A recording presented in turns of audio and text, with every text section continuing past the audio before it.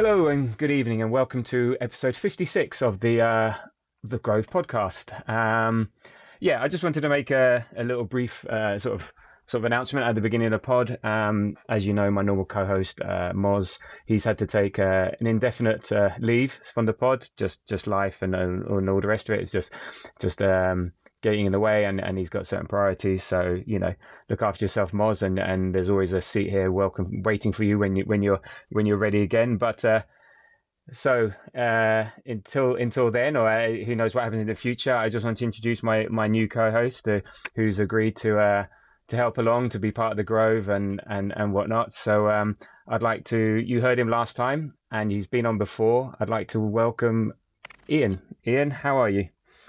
I'm good, Tabs. Thanks very much. Yes, and just to echo what you say, Moz will be back at some point, and we wish him all the best. And looking forward to, being back on with us. But it's an honour, and thanks very much for reaching out and allowing me to step in and trying to fill those great big Scottish shoes. So thank you very much. No problem. And sorry, and for people who don't know, Ian also sort of runs the sort of Twitter accounts and threads and Blue Sky accounts for Ask Canon Picks, and we'll introduce that at the end of the show. We'll let you know more about that and where you can find him on the various platforms. So again, welcome Ian, and looking forward to co-hosting with you. So in this show, we're gonna do a review of the sporting game, but also we decided to sort of maybe add something a little bit different at the end, and we're going to do a sort of a player ratings, player of the match, and what we call plonker of the match at the end. So we're going to be sort of having a look at that, diving a bit deeper into the individuals, and having a bit of fun around that. We're not so sure on the name plonker of the match, but it was the best we could come with the alliteration with the P on player. So there we go. So moving swiftly along. Ian, so in terms of sporting, what was your highlight and lowlight of the game? My highlight was, and there were many of them, but my highlight was the work Odegaard did to win that penalty. Like we're huge fans of Martin Odegaard on this pod, and well, the whole Arsenal fan base are huge fans. But like just at every kind of second of that little move, you thought there's no way he's going to keep that ball, and there's no way he's going to be able to make something happen. And then all of a sudden he does, and the referee's pointing at the spot. And I was, sitting there watching it, just saying, "Wow!" Like he's so good for us. And also just a little bit on the actual penalty itself. It was a bit of a highlight. The Saka's, like how he dispatched that penalty, just made me feel very warm. My highlight of the match is Odegaard's work to get that penalty. My low light, after me praising Saka, and again, it's very tough to pick a low light in a game like this when you win 5-1.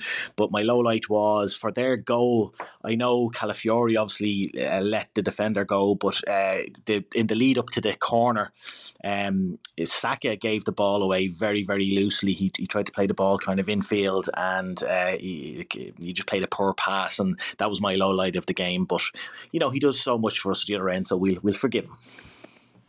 It's very harsh. It's very harsh. Is a bit harsh, but it's you struggle to pick a low light in a game like this.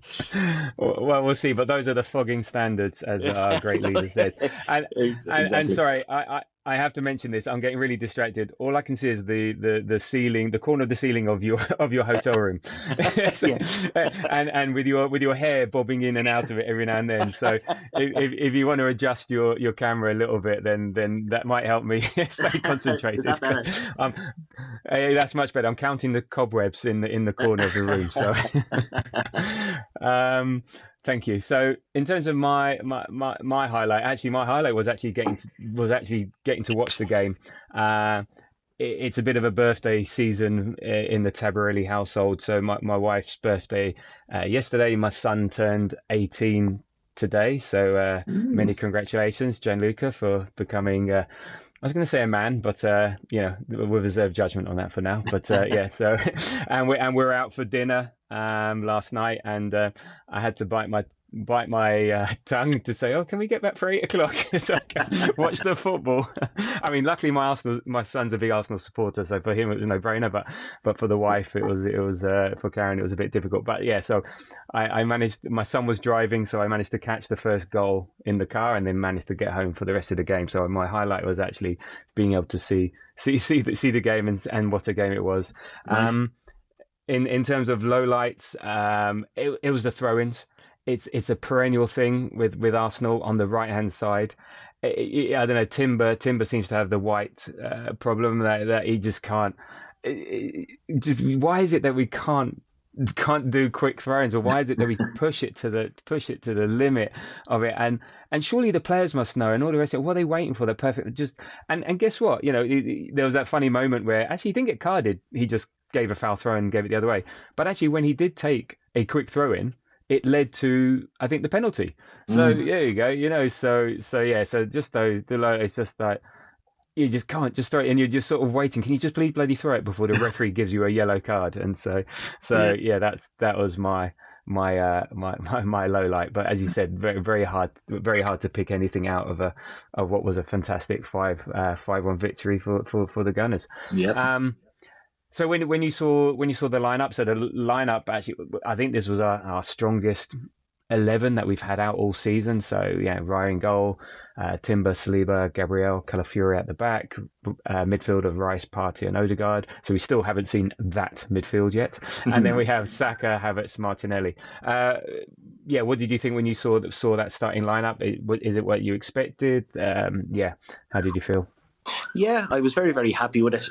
You can see straight away the benefit of the rest that the players got in the Forest game. We spoke on Sunday in the last pod about what the potential lineup would be, and we felt that all these players would come back in, and they did. And I was saying that this game, probably out of the three games this week, Forest, Sporting, and West Ham, that this Sporting game was the toughest one. So yeah, it was no surprise. But yeah, I was very, very happy to see it as well. Yeah, so my only thing was that I was hoping to see Marino. I want to see that midfield in inverted commas. It Yeah. would have been nice. I sort of expected that. I think maybe again give Rice a bit more of a break. Again, just to let it fully recover. But it's difficult. Who do you drop? Because I mean, Mm. Partey, as we'll talk later, he's having a fantastic season. He's integral to everything we're doing, and it can't drop him. Rice is a quality player, and so on. So it's interesting. That was my only sort of thing. I would have been nice, and I was arguing with my son about this on the way home in the car. And every time Rice did something bad or Marina did something good, and vice versa, we were sort of like, see. So, Yeah, yeah. but again, picky stuff. So look, what isn't it nice to have these good problems now? So the fact that we have this strength in depth, we have these options, and this is now with a fit squad, bar one or two. These are great problems to have, and there is no such thing as like a. Oh, there is, but yeah, starting 11s. It's all about the squad. You got your Mm. starters, finishers, and you rotate for whatever game and game state and whatever comes. So it wouldn't surprise me to see Marino play at the weekend, but then it wouldn't surprise me if this was the team. So let's see. Mm. So Yeah. so yeah, so that was good. So yeah, strong team. So and look, what a game. What a result. We finally score away from home in the Champions League.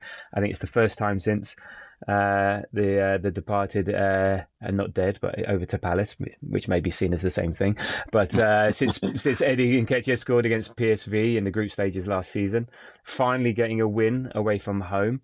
Again, last time was in the group stages against Sevilla last October, and we've also matched our record scoreline 5-1 against the Inter back in 2003. So yeah, what did you think of the performance? What did you like about the performance? Yeah, well, absolutely everything, and it was the first time we scored 5 goals in an away Champions League game since 2008 as well, and it did. There were echoes of the Inter Milan game, as you said, but like, it was just we had another fast start as well, just like the Forest game, which was a joy to behold because like when we were having our injury problems, when we weren't winning games, we were just very lethargic. We weren't very quick out of the blocks, and having obviously the likes of Odegaard in your team help you have that fast start. And it was from literally from minute one, you could see that we were on it, and we were going to take the game. I said in the last pod, I just hope that we take the game to Sporting. We were kind of a little bit apprehensive because Sporting had beaten Man City and they were unbeaten. They'd won every game and so on. And I said, well, look, we're going to be a problem for them. And we just proved that. So it was just for a little bit dodgy patch, obviously, is at the start of the second half. But like, it was just a joy to behold for the whole game. Sorry, I have to remember to take myself off mute. So yes, it was a really really dominant game. We suffocated Sporting, Yeah. and again Saka and Odegaard were the stars of the show. They had a great supporting cast. Timber was fantastic, fitting in nicely. We're not missing Ben White at all, which is great, and it's going to be a challenge when you get back. But again, good problems, and that whole right hand side, those three of them, I think 65% of our attacks came down the right hand side, and so and it was very effective. The first couple of goals came from that side, so it's effective. What we need to evolve is maybe bringing more of the left hand side in. Can Odegaard Yeah. move over left a bit, bring in Martinelli, a bit like the goal against Porto last year, where Odegaard was floating around the left and he great pass to Trossard, who came in off the left. So that's maybe the next thing we evolve in terms of this team. But when something works and it's so good, what, don't break it. And look, beating Sporting isn't for everyone, City included. No, they've not lost at home in 18 months. As I said, they beat Man City 4-1. They've only lost one game this season, but even then that was after 90 minutes. I don't know if it was extra time, penalties, but against Porto in one of the, I think one of the domestic cups. So yeah, beating Sporting isn't for everyone. And yeah, so, and we made a very good team look amateurish is too bad, but this was a difficult time. We made a very good team look poor, and they had no real answer for what we had to offer. And one thing they did have to offer, and we talked about in the sort of preview on Sunday, was Gyokeres. And yeah, I don't know. I've got my view, but what did you think, Ian, about Gyokeres? Because we both said we're going to watch this intently. I was actually looking forward to seeing what's he all about, and I'm sure you did too. So what did you Yeah. think about his performance? Yeah, I was excited to see him, and look, we know Gabriel and Saliba did a very good job on him. They didn't give him, he didn't get much change out of them. A few parts where he showed what he can do, like he had that run at the end against Kivior. He showed his explosiveness, and you have to look at Gyokeres in the, like take him out of that Sporting team. You can say it on one hand, you can say, look, is he just like a big fish in a small pond in the Portuguese league? As you said before, why didn't anybody pick him up before when he was playing at Coventry? Like, is he just playing well in a kind of one of the, not lower, but kind of of the top 5-6 European leagues? It's one of the lowest ones. But I look at him and I try and put him in our team, and I try and put him with players like Odegaard and Saka and people who can feed him.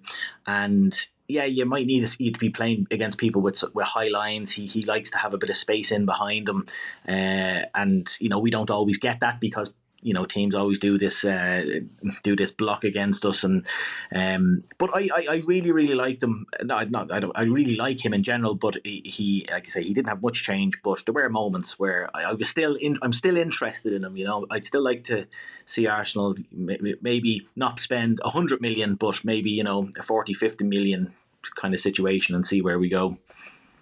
Yeah, no, in terms of your last comment, I definitely not worth 80 million, 90 million, 100 million, whatever his release clause is.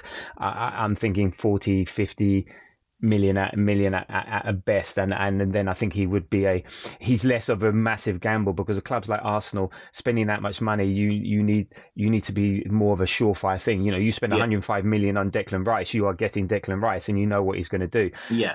We don't have the silly money like Man City, or we don't have the silly owners like Chelsea or Man United who would potentially take those gambles. So I mean, I did watch him. I'm still unsure. We asked him, is he any good? Against proper centre backs, I think we made him look average. Yes, he's enthusiastic and he's got power and he's got pace, but Saliba and Gabriel he got no change out of them, and so if he did come into the Premier League where he's going to be facing tougher opposition day in day out, will he get the space? Will he get the opportunity? Yes, he might get higher quality service. So yeah, I'm the jury's still out. I've been discussing on the socials about this, and I put it out there, and I said he seems very akin to Darwin Nunez in terms of he's fast, he's powerful, takes shots from everywhere, but a bit chaotic, very inefficient. That I could tell. Someone was telling me his XG is actually he's performing 25% of his XG. What I saw yesterday is that like all the good strikers do, they miss a lot. He takes a lot of shots, but is his choice of shot the right one? But that's is a small sample size. So Yeah. I'm still jury. I said 40 million. Yeah, go and get him. 100 million. Mm. You'd want to go Isaac and have more of a surefire thing than that. But it'll be interesting to see what does happen Yeah. and Yeah. to him. And actually in terms of shooting, I'm wondering in the Portuguese league, are the goals bigger? Because every shot was just going high, wide, and handsome, and they're top of the league, and they're scoring a ton of goals. So they must, yeah. I was just joking, thinking to myself and joking with my son. I'm sure they play with different nets because if that's their regular shooting, then Jesus, Yeah. it's yeah. They're not Um, regulation size in no, Portugal. no, exactly. Or maybe just in that stadium. There we go. And Yeah. and maybe they change it at half time, so it's only the goal that they shoot into. But look, as we said, it was funny. It said dominant, but the whole game, Sporting pretty much dominated in terms of possession, 52-48, so relatively easy, even. But in terms of XG, we had 3.89 to 1.05. But they had more shots than us. But we just said they were high, wide, and handsome. You Mm. know, it's odd to think 8 of those were on target versus our 9, but they had no big chances. We had 5. Everything they were doing was sort of speculative from outside the Yeah. box. Yeah, yeah. There's that one free kick by Gyokeres that was just like, oh, I think it's still heading in orbit somewhere. Yeah. Um, so we were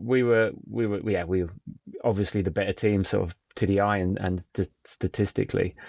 Um, so look, just quickly running through. So in terms of the goals, like the first one, well, I know you talked me through it because I was watching it on a tiny little screen. So Yes. Yeah, there was more great work from Odegaard and Saka. We spoke about this against Forest on the right hand side. That pod worked so well, and there was a lovely ball played into Timber, who kept himself onside. You could see him kind of trying to shape his body nearly to keep onside, and he played the old Andy Gray phrase of he played the ball into the corridor of uncertainty. And you look at Havertz nearly got on the end of it, and obviously it ended up as a tap in for Martinelli. But when you look back, I actually wonder, like, if Martinelli wasn't there, the defender, the Sporting defender pulled Havertz, like he actually stopped Havertz from getting the ball. And I wonder if Martinelli wasn't at the back post to tap it in, would it have been a penalty? But yeah, it was just another brilliant move, a seamless move, and it was just another example of how good that right hand side works. It was a thing of beauty.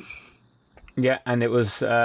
I think it was recorded at 6 minutes 43, which is Arsenal's fastest in the competition since Theo Walcott netted against Basel in September 2016 at There you go. 6:42. So there we go. And look, and it was almost not quite a carbon copy, but down that side again, it was 2-0 for Havertz. I think scoring the easiest goal I think he'll ever, Ever ever, score? ever, Yeah. ever score. But actually, what's good, you say about Martinelli and Havertz, it was the run. They have to be there. They're making a run. We do need more runs, particularly from Martinelli coming from outside into the center of the box. So, but Mm. what I loved about that second goal was like, yeah, a beautiful pass by Partey that chipped it over Mm. to Saka, who takes it in his path through the legs of the keeper to Havertz, who's just sort of like just standing there in the right place at the right time, Yeah. and yeah, so that was superb. Uh, I very nearly had that party pass to Saka as my moment of the match, or my highlight.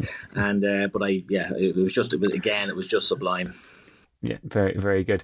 I think the only thing Sporting did in the first half, they had a shot on 44th minute by the I think the 17-year-old Quenda, and it was touched over by Raya, Mm. but not much. And then Big G, Gabriel Margalez, 3-0, from a Rice corner. Yeah, just unstoppable. It was men against boys. I think the person marking him, yeah, I don't get it. It was like, yeah, just no chance, and he comes in, slaps it in at the far post, and yeah, there was no stopping him there. So yeah, I think we got the reward for our efforts and the reward for our play, which we don't normally get.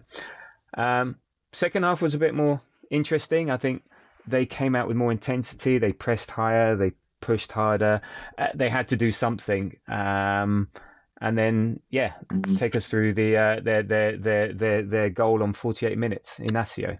Yeah, it was again not being too harsh on Saka. He gave the ball away, kind of in a bad way and in a bad position as well. They get the ball across the box and it ends up at a corner. It was a good save by Raya actually, and then it's just we got undone by.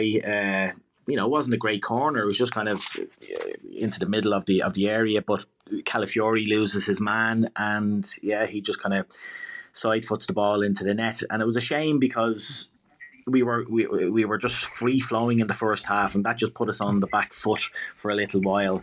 But I was very impressed. I was, and the bit of solace I took because the stadium got up all of a, well, not all of a sudden, but a goal goes in, so the crowd is on, is louder and is on the side of Sporting, and it's hard to keep the to stop that momentum. But we managed the next 15 minutes really, really well. But the goal itself was disappointing for a few reasons. Yeah, no, no, absolutely, and you're right. Yeah, it did lift the crowd. You could hear them audibly louder as to coming through the Mm. TV. They start again. They started to push. They started to press, and there was a couple of little tricky moments. And we were a bit sloppy with the ball. We just weren't ourselves for that like about 5-10 minute period. So we I think managed it or rode it out. A bit of everything. This was the Mm. one. On the 52, Gyokeres smashes the ball over the bar from the free kick. Raya got booked for time wasting in the 52nd minute. I mean, that's like, Yeah. from the resulting goal kick. Again, it was frustrating and unnecessary. So I think, yeah, I think, yeah, you can imagine if it went to 3-2, then it would have got tricky. Then it gets into your heads, the Mm. momentum, but. But the game was over on the 63rd minute with the penalty. Odegaard wins it. Some great play. Dimonde just gets nothing but Odegaard's legs. Now, interesting, he didn't get a yellow card for that. That's a very Champions League yellow card. And it Mm. wasn't. I don't know. Well, it's not double jeopardy because that's normally for a red. So it's odd that he didn't get. Not that it made any difference, the rest of it. But and then what a penalty by Saka. I mean, it used to be I used to be a bit doubtful with Saka with the penalties as he was starting out, and this has got nothing to do with the England game. This was just him taking him. But now it's like, yeah, there was the view from behind the goal, just so powerful. Even the goalkeeper's guessing the right way. The Mm. ball's past him before he's even dived, and so now I'm 100% confident with Saka and his penalties. He just Yeah. It he's that he, he that he's that, superb. that penalty is unsavable. It hits the side Yeah. netting, and the keeper dived the right way and made a very good dive. But it's so hard and so far into that corner that he hasn't a hope. And it is. It's great to see if ever there was any doubt whether Odegaard or Saka was our penalty taker. That answered it, not that there was any doubt, but yeah, it was a really really good penalty. No, fantastic by our star boy, and yeah, so that was in essence game over. 64 minutes. We sucked that sucked the life out of Mm. Sporting, and for Yeah. them there was no coming back. So I think there was just a bit of the same. I think we dominated, but they had a few shots, and then we make some substitutions to change things up to rest a few folk, and one of those substitutes, Trossard comes on and nice play down the right, and Marino has a shot, and again we're shooting from outside the box. Mm. Party the other day, reading that, and look what happens if you don't. The phrase, if you don't buy a ticket, you won't win the lottery. So I think it's a strong effort from distance, but the keeper Mm. doesn't. He spills it. I think he could do better, but then Trossard is the first to react, and he nods it in, and good on him, good for the stats, and and Yeah. and and and, and so on. And in terms of sorry, back to your phrase, the corridor uncertainty, I'm more of a Jeff Boycott reference when it comes to the uncertainty rather than Andy Gray. I But see. but there we go. So yeah, so that's 5-1. And yeah, so that was that was the icing on the cake. I mean, Gyokeres had a shot in the 86th minute, hits the post via Raya's save, but even then, it was I think it was going to hit the post anyway. So I think that was the closest he got all night, and it took 86 minutes. And I think Kivior was on at the time, so yeah, and I think it was Kivior that was sort of tracking him at the time. So there we go. So look, as we said, a dominant win against a very good Sporting team. Yeah. And in terms of what that does in terms of our standings, I think actually the worst we can do actually tonight is to go. We're currently in seventh on 10 points with a +6 goal difference. So this was great for the goal difference. A Yeah. lot of teams have been banging them in, and this is great for the goal difference. So we're standing in seventh, and I think the worst we can go to is 10th tonight on the results. Um, so yeah, and that we're well placed to get one of the top 8 spots because we've got Monaco at home, Zagreb at home, and then Girona away. So Mhm. uh, what's interesting is that again, a bit like the Premier League, we seem to be playing these tough teams. So we played Inter, they're top. We played Atalanta, they're fourth. Monaco coming up, they're sixth. Played Sporting. So we played four of the top 8. Yeah.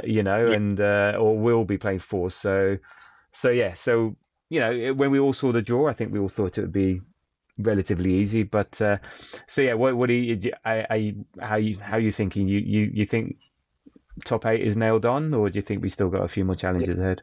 You can never say it's nailed on for obvious reasons because anything can happen in football. But I was saying on Sunday when we spoke on the last pod that this, if we won this game, it would be absolutely massive because the last three on paper, not that football's played on paper, but on paper they should be three wins.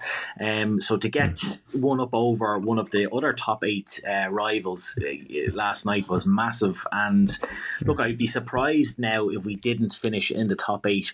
I wouldn't, Hmm. you wouldn't say it's absolutely guaranteed, but yeah, I feel good about it. Yeah. And it's a tough league. It's Hmm. the new format. Nobody knows how many points it's going to take Hmm. to get up there. But right now, you would fancy us like we should be odds on to finish in the top 8 anyway.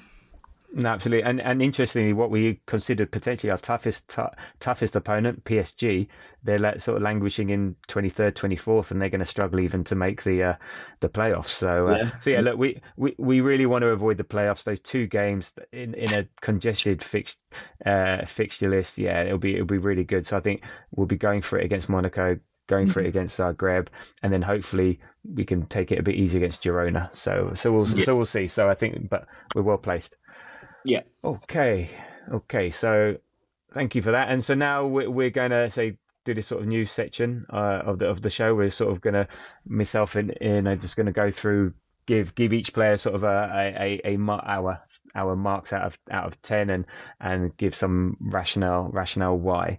So let's start with our goalkeeper David, apparently not David. David Raya, 8 out of 10. Oh no, sorry. What's your score for David Raya out of 10? For David Raya, I gave him an 8.5. And I know Mm. it's funny that a goalkeeper, when you win 5-1 and you kind of dominate a game, you would think the goalkeeper, your goalkeeper, would be anonymous, but I thought he was absolutely fantastic. Not just the saves he made. I think you're saying he made 8 saves on the night, and a few of them were really good saves. But also just his general play, his distribution. He was doing it against Forest, and he was doing it again last night. He was, either with his feet or rolling balls out into the middle of the pitch to get us moving forward. And he got us on the front foot for a lot of the night. And I just thought he had a really, really good game. So I gave him an 8.5. Okay. No, very good. Yeah, I gave him. Mine was an 8, so very almost similar, but not so highly ranked. Okay. Uh, Timber. So Timber, I gave an 8.5. I think again another cracking game down the right, combining brilliantly with Saka and Odegaard. and he's going to get better as he gets fitter. Remember he's coming off an ACL, and having suffered two of those, Mm. and I'm not professional, but it's not easy, and the rehab and the time to take, and just having that confidence in your body and your body getting used to it is incredible. But his performance, his stats, he had 1 assist, he had 95% accuracy in terms of his passes, 57 out of 60. He created three chances from right back, and he won, 4 out of 6 of his ground duels. So he was a dominant presence, and he's part of that attacking threat of the right hand side. So I gave him an 8.5. And Ian, what did you give him? Yeah, I gave him an 8.5 as well. I thought he was fantastic. I echo everything you say, and we're very lucky to have him. Like he's a baller. He's an absolute baller. Is indeed. Okay, so Saliba, what did you give for Saliba? I gave Saliba an 8. I thought as we clearly saw, he had Gyokeres' number. He was really, really solid, and like it's kind of an average performance for Saliba is an 8 nowadays, nearly. But he did have a little period in the last kind of month where he wasn't bang on. I don't think he was maybe fully fit, but he's kind of back to his best now. And yeah, like he could play a football game, a high quality football game, with a cigar in his mouth. You feel he's just so good. So yeah, I gave him an 8. Yeah, very good. I think that was his hundredth game for Arsenal as well. Yeah, So and that was big moment for him.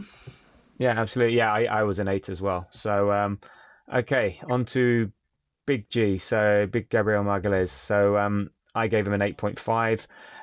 Again, he had Gyokeres' number. I think Gyokeres was swapping between Saliba and Gabriel, and he got no change out of either one. Very solid, classy performance. I gave him the extra half mark over Saliba because of the goal and then the goal celebration. There seems to be so. Yeah, Freddie Lundberg, as much as I love him, seems to be thinking it was disrespectful, but who cares? It's just a bit of fun and so on. But my only thing is that I don't know if he was injured. He came off, so I think they were going to make a substitution. I'm assuming it was Saka for Sterling, but then he came off and Kivior came on. Yeah. But then he was laughing and smiling with Declan Rice on the bench. So, and I've not heard any updates since. So Mm. hopefully he's not Hopefully he's injured. But okay. yeah, Yeah, yeah. and But yeah, and yeah. And so you said something. You had a note about how many goals is that with yeah, his head, or yeah. I gave him an 8.5 as well, and yeah. yeah, I read that was his eighth headed goal in a row. And I'm going to ask you a quiz question: whose record is he close to matching now? Somebody has 9. Who is it? Alan Smith, No, no. Think. Niall Quinn, Niall No, Quinn. Niall Quinn. No, There's a blast from the past. Niall Quinn used to take I'm just, penalties. Niall Quinn used to take John penalties with Hartson. his head. I'm just trying to think of lumps up front. think of an extremely tall German defender. Oh, what? Per Mertesacker. Yes, good old pair. He Very has, good. he scored 9 headed goals in a row, and Big Gabby's on 8. Oh, okay. So let's hope his next goal's with his head and not with his foot. But Yes. there we go. Okay, so then next up, Calafiori. What did you give for Calafiori? I gave Calafiori a 7. Like he was decent. He was like as we've come to know from him. He seems to be like better. He's very good. He's a very good defender, but he seems to be better going forward than he is going backwards. And he only got 7 because he was poor for the goal. But I mean it's maybe a little bit harsh. He's still learning defending the Arsenal way. It'll come.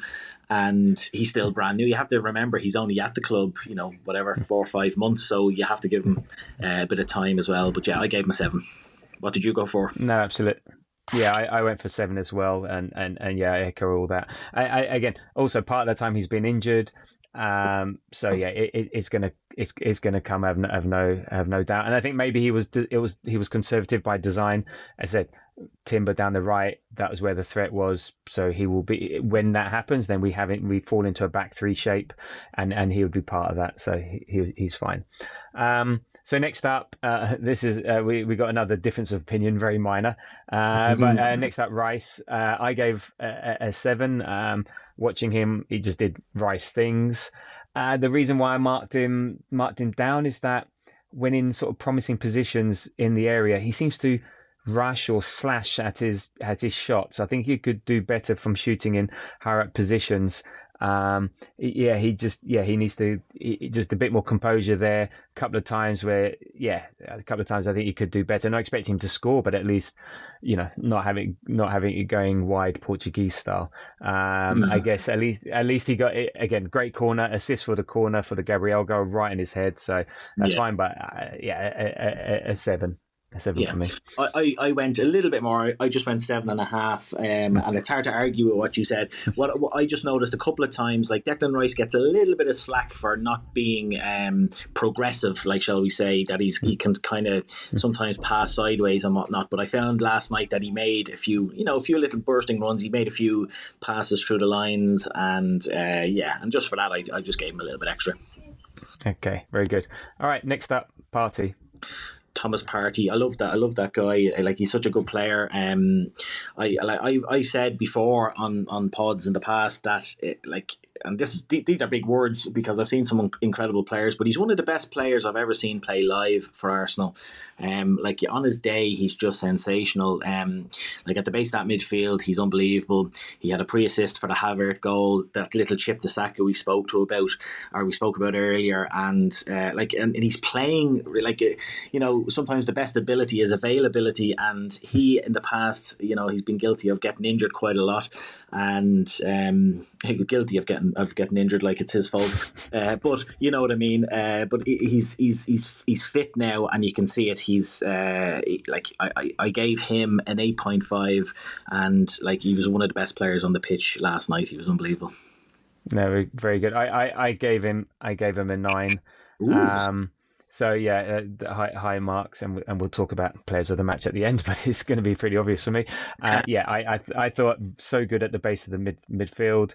Um, the availability thing is interesting. There's this thing going around that since he's come in at the end of last season, so like I think it's the last 5 6 games of last season and this season, we have been less secure with him there. So he's been consistently quite good. Maybe not as good as when he first started, but pretty much consistently good. And his game is getting better and better. You're right. I think this was his best performance for us this year. Mm. So is there causation and correlation there? Is the reason we are less defensively secure because he's in the team, or is that just a coincidence?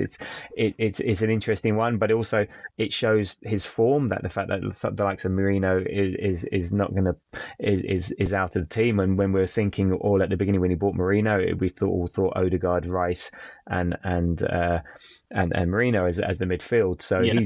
he's given the manager again another good but difficult decision to make. And Arteta said last night, he said like on his performance, I would agree with you. I think it's one of the best performances I've seen from him, especially the way he's dominated the game. So that's the level he can play. He's progressing. This year he's been so consistent as well because he always has a role. That's a big thing. He's a massive player for us. So yeah, Azeh has a role. He can play right back as well. So Mm. and I think we touched on it as well in the last pod that or I've mentioned, I can't remember if it's in the last pod or discussing on online, is maybe he's one of these players that needs to keep playing so he stays fit. The more he plays, Mm. the fitter he becomes. If Yeah. he's in and out, that's maybe where the injuries come. So Yeah. let's see. But yeah, for me, a stellar performance by Partey. It was one of these ones that it was good. He's not like front and center and like the highlights guy like the next two we're going to talk about, but he's just always there, Mm. always probing, always Yeah. tackling. So good on him. So next up, Odegaard. I gave an 8.5. I mean, for me, he's Mr. Arsenal at the moment, and in terms of everything, he is everything to us, and he makes the team tick. And so now I'm even more fearful of him being out injured again. but yeah, but he's like so smooth, so silky, but he also does the hard yards. Mm. He doesn't shirk his responsibilities. We've had players who have been beautiful in the past, but they only do one half of the game.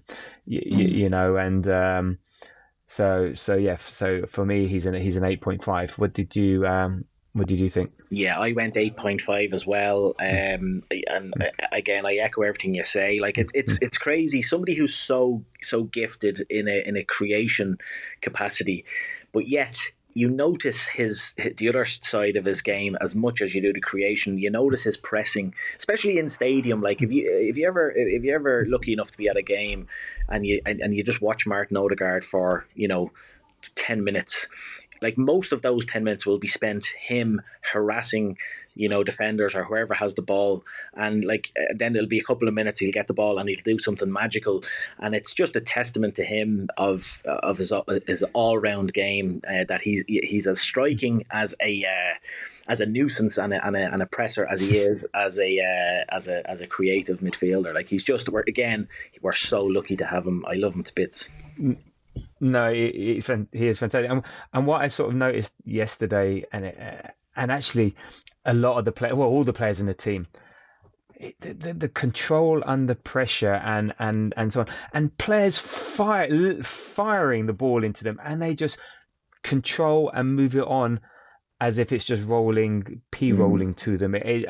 But a lot of it, and me and Gianluca, my son, we were just like, oh my god, like this is like wow. We were just, it's just the touch of a lot of these players, but particularly him. It feels like he's playing in slippers. It's just so Yeah, soft, and it's just sort of like it's so beautiful to watch. And okay, we're not okay. This is sort of a bigger picture thing.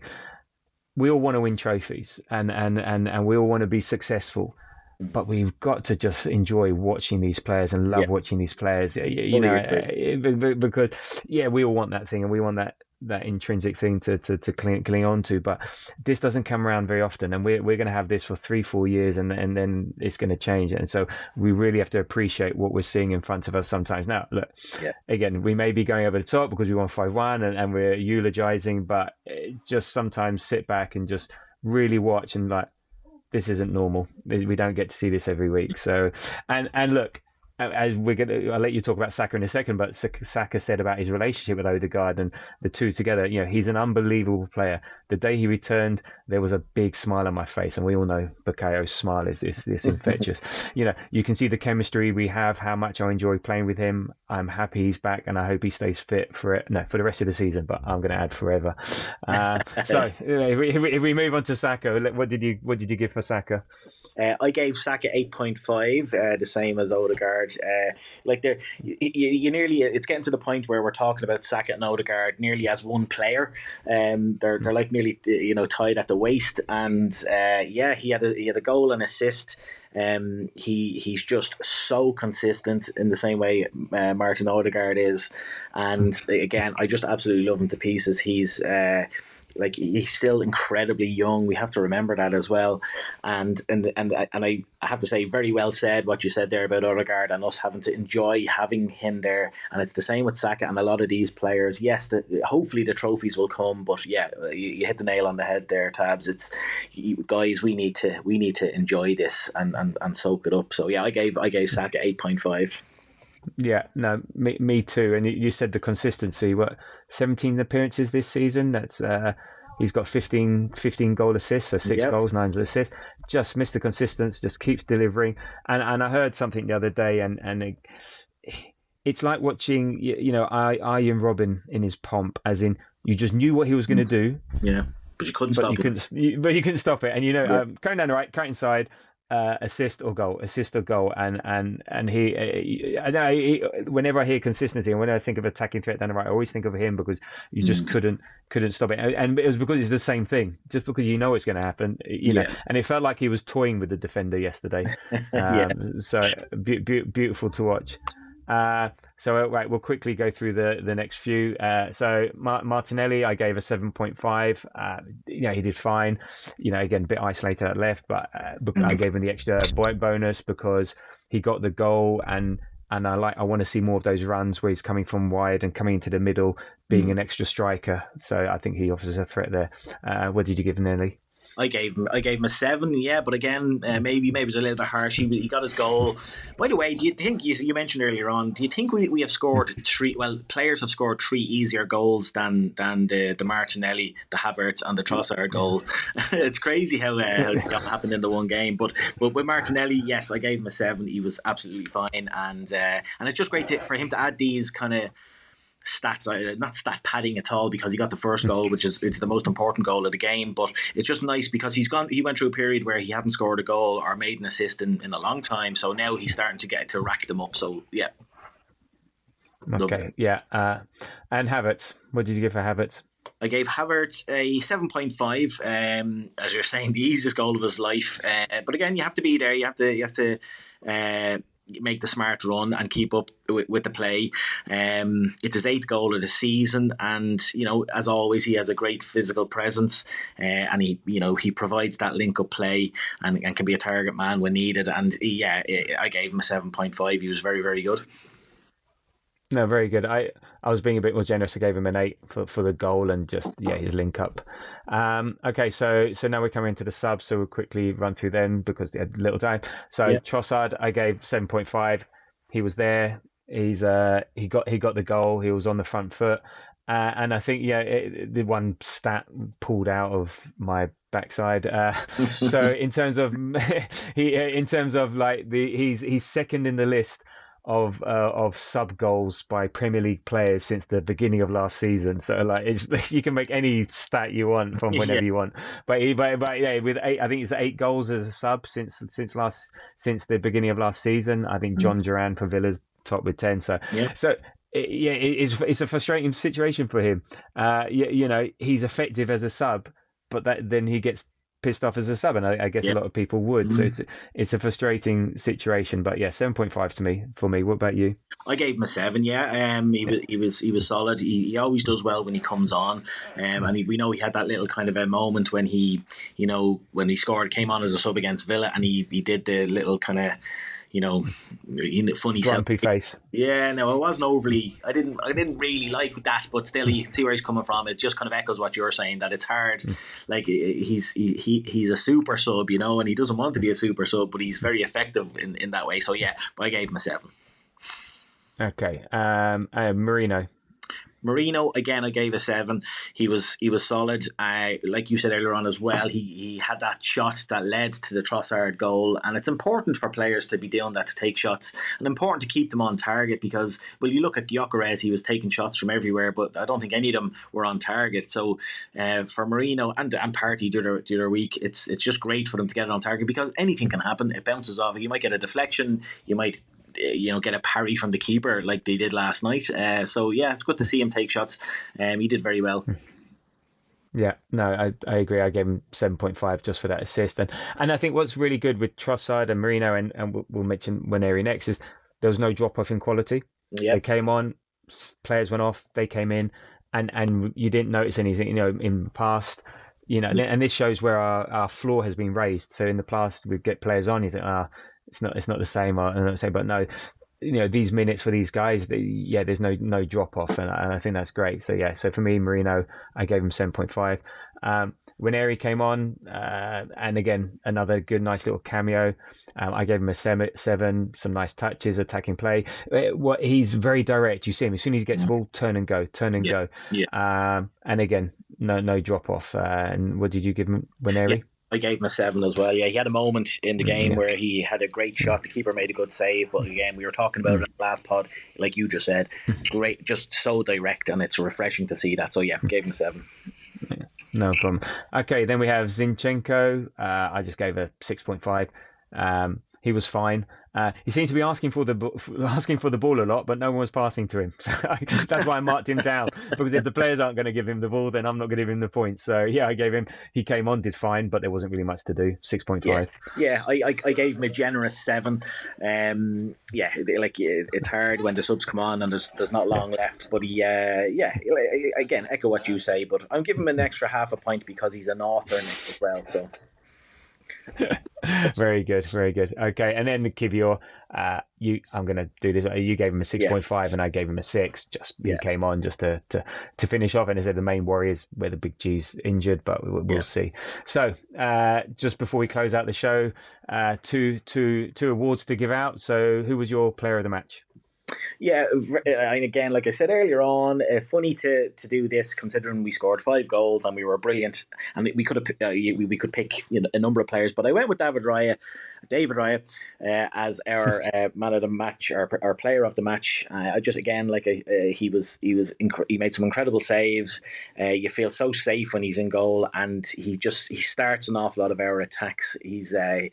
He just played really, really well, and again, very lucky to have him. So yeah, he was my player of the match. Okay, very good. And mine was party. I said for me, he was sort of the fulcrum of everything we were doing in terms of like things would start with him. He was just always there, always available. Just a dominant performance from him. I know the flashy stuff comes from Odegaard and Saka, but he had a fantastic performance. So for me, he was a bit of a standout player for me, and he was my player of the match. Not we don't always necessarily when we do this pick the best player, but who for Yeah, me shone for you, that sort of thing, like, a bit yeah. like your rare. So no, very good. And onto the silly plonker of the match. Now I'll go first and then leave your surprise afterwards. My plonker of the match was just Timber for taking so long on the throws and just looking dumbfounded when the referee said, right, foul throw, give it to your opposition, because it was just and it could have been Raya for time wasting, but no, I'm going for Timber as my as my plonker of the match. Is your plonker? And then Ian, what's yours? Well, now my plonker of the match was Mikel Merino, but it was for before he even got on the pitch. I picked Mikel Merino for plonker of the match because he had a really good scratch of his arse in front of millions of people. He was standing on the sideline waiting to come on, and does he not know that there's like cameras everywhere and that there's millions of people watching him? And he was having a good route, and I just thought, please stop, either please stop Mikel, or can the camera pan away from him or something? But I couldn't pick any. I couldn't pick any of the actual play, like anything that happened on the pitch because he played so well. But I thought, Mikel, come on, show a bit of class here, please. All right, just as long as you didn't smell his finger afterwards, it's okay with me. So, so there Yes. we go. But that's exactly the sort of thing this is for. So that's not nicely done. And in terms of our predictions, yeah, we both predicted a win, but we were never expecting 5-1. So there No, we go. Take the 3 points. We're doing well. We're well set. So yeah, good job all round. So and there we go. And there we go indeed. So before I sign off, so Ian, where can people find you and find your work? people can find me absolutely everywhere. I won't mention all the apps because we need another 15 minutes, but everywhere at Art Cannon Pics. Send me pictures of your cannons if you're away on holidays, and I'll post them up. But yeah, at Art Cannon Pics. Very good. And you can follow the Grove on Threads and Blue Sky at the Grove AFC, and then whatever else afterwards to find it. Going to be recording a West Ham preview tomorrow with a couple of special guests from a pod called Dad's Our Job, Friends of the Grove podcast. So we'll be doing that, and there may be some infiltration on that one for the West Ham preview. So again, welcome aboard, Ian, and thank you for your time today and your contributions. No problem at all. I'm looking forward to the future and see how we go and where it all takes us. Yeah, thanks for having me. Okay, and thanks everyone if you've made it this far. Well done, and until the next time, come on, you Gunners. We're all backing you. We're all backing you. You brave boys from hide